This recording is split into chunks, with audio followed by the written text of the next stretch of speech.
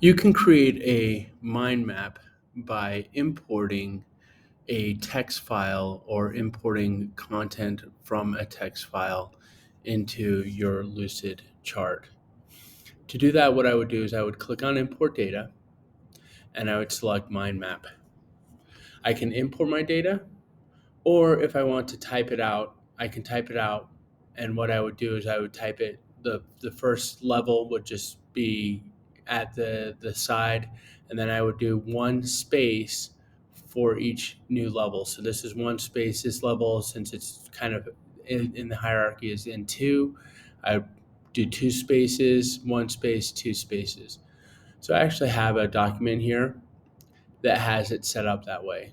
So this is kind of right to the very edge. This is one space in, this is two spaces in, one space. These are two spaces, one space, two spaces. And you can kind of see the spacing a little bit better when I select it. So I'm going to select it and hit copy, and I'm going to paste that in. And then when I select import mind map, it will create the mind map. Now it looks like it's missing things here, but these just need to be resized. And you may need to do the same here. I think it actually says quartz.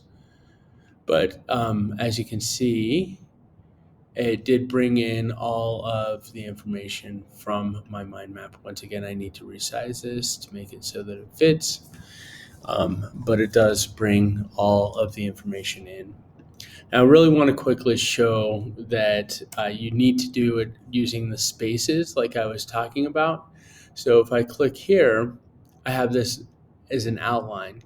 And this is an outline using the Google Doc outline formatting. If I select these, what it's going to do when I paste them into my Lucid chart under mind map, it's going to just leave them all at the same level. And if I click on import mind map, it's not going to work. It's just going to be, I think, just like maybe one level with everything, or just three branches. It's not working the way I want it to. So um, you can either import it, or you can either do the spaces, or you can also import a text file. So if I click on import data and go to mind map, so I have a text file that's formatted kind of the way we were talking about, where it's the main levels just right next to the side, and then each subsequent level is imported, or like has one space bar in. So I'm going to click on import data. I'm going to choose a file, and I have a text file, and as you can see, it's set up with that spacing like what we had before. If I click on open and import map, it's going to do the same thing that it did before, but once again, I just need to resize things so that everything fits.